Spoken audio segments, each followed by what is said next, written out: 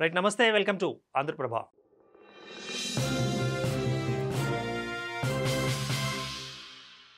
లోక్సభ నియోజకవర్గాల పునర్విభజనలో దక్షిణాది రాష్ట్రాలకు అన్యాయం జరిగే అవకాశం ఉందనే విషయమై చర్చించేందుకు డీఎంకే ఆధ్వర్యంలో శనివారం చెన్నైలో అఖిలపక్ష సమావేశం జరిగింది.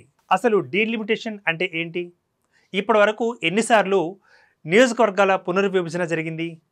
నియోజకవర్గాల పెంపు ఎందుకు నిలిచిపోయింది? ఓసారి తెలుసుకునే ప్రయత్నం చేద్దాం. జనాభాకు అనుగుణంగా చట్టసభల్లో ప్రజాప్రతినిధుల సంఖ్యను పెంచే ప్రక్రియను డీలిమిటేషన్ అంటారు. భారత రాజ్యాంగంలోని ఆర్టికల్ 82, 170 ప్రకారం తాజా జనాభా లెక్కల ఆధారంగా పార్లమెంటరీ అసెంబ్లీ సీట్లను సవరించడం జరుగుతుంది. పార్లమెంట్ ఏర్పాటు చేసిన డీలిమిటేషన్ కమిషన్ ఈ ప్రక్రియను పర్యవేక్షిస్తుంది. జనాభా ఆధారంగా లోక్సభ సీట్ల పెంపుదల ఉంటుంది. ఇక భారత రాజ్యాంగం డీలిమిటేషన్ గురించి ఏం చెబుతుంది ఇప్పుడు చూద్దాం. భారత రాజ్యాంగంలోని ఆర్టికల్ 82, 170 ఆర్టికల్ ద్వారా డీలిమిటేషన్కు సంబంధించి స్పష్టమైన గైడ్లైన్స్ ఉన్నాయి. ఆర్టికల్ 82లో ప్రతి జాతీయ జనాభా లెక్కల తర్వాత లోక్సభ నియోజకవర్గాల సరిహద్దులు, ఎంపీ సీట్ల సంఖ్య పెంపుపై పార్లమెంటు ఒక డీలిమిటేషన్ చట్టాన్ని ఆమోదించాలి. ఆర్టికల్ 170 ప్రకారం ఇది రాష్ట్రాల శాసనసభల డీలిమిటేషన్ను నియంత్రిస్తుంది.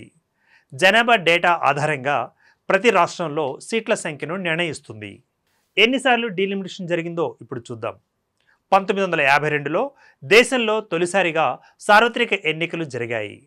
1951 జనాభా లెక్కల ఆధారంగా 1952లో డీలిమిటేషన్ జరిగింది.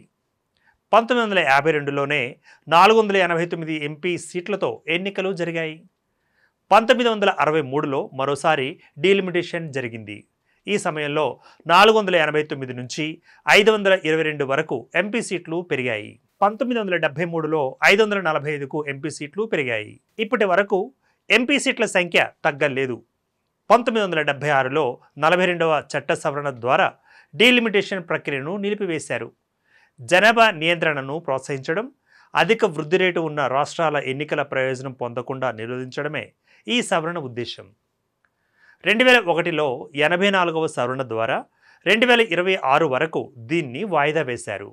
వచ్చే ఏడాది డీలిమిటేషన్ జరుగుతుంది. 2001లో కూడా డీలిమిటేషన్ పెంచడం జరిగింది. ఇక ఈ సమయంలో నియోజకవర్గాల సరిహద్దులను పునర్విభజించడం జరిగింది. లోక్సభ, రాష్ట్ర అసెంబ్లీలోని మొత్తం సీట్ల సంఖ్య మారలేదు. దక్షిణాది రాష్ట్రాల నుంచి వ్యతిరేకత కారణంగానే నియోజకవర్గాల పెంపు తగ్గించలేదు. డీలిమిటేషన్తో దక్షిణాదికి నష్టమా? ఇప్పుడు ఇది చూద్దాం. కరోనా కారణంగా 2021లో జనాభా లెక్కలు నిర్వహించలేదు. ఇక జనాభా ప్రాతిపదికన డీలిమిటేషన్ జరిగితే దక్షిణాదిలో లోక్సభ సీట్ల సంఖ్య తగ్గే అవకాశం ఉందని దక్షిణాదికి చెందిన పార్టీల నాయకులు అనుమానం వ్యక్తం చేస్తున్నారు. కర్ణాటకలో 28 నుంచి 36 సీట్లు, తెలంగాణలో 17 నుంచి 20 సీట్లు, ఆంధ్రప్రదేశ్లో 25 నుంచి 28, తమిళనాడులో 39 నుంచి 41 సీట్లు పెరుగుతాయి. కేరళలో 20 నుంచి 19కి తగ్గే అవకాశం ఉంది. జనాభా నియంత్రించినందుకు దక్షిణాదిలో తక్కువ సంఖ్యలో ఎంపీ సీట్లు పెరుగుతాయి. ఉత్తరప్రదేశ్లో 80 సీట్ల నుంచి 128కి, బీహార్లో 40 నుంచి 70కి పెరిగే అవకాశం ఉంది.